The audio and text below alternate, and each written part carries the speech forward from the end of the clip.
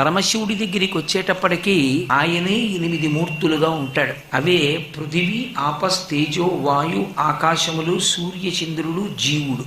ఇది నిరూపణం చేయడం కోసమే ఈ 8ంటికి ప్రతీకలుగా 8 శివలింగాలు వచ్చాయి. కాంచీపురంలో పృథివీలింగం, జంబుకేశ్వరంలో జలలింగం, అరుణాచలంలో అగ్నిలింగం, చిదంబరంలో ఆకాశలింగం, శ్రీకాళహస్తిలో వాయులింగం, కోణార్కలో సూర్యలింగం, సీతాకుండంలో చంద్రలింగం, కాఠ్మండూలో యజమానలింగం. ఈ 8 తప్ప ఇక చెప్పడానికి 9వ పదార్థం లేదు. ఈ 8 శివుడే.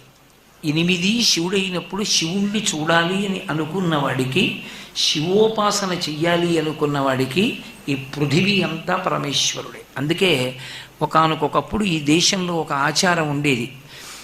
ఈ మట్టిని కాల్చి ఇల్లు కట్టేవారు కాదు. మట్టిని కాల్చడం పరమ దోషభూయిష్టమైనటువంటి విశేషంగా వేదంలో నిర్ణయం.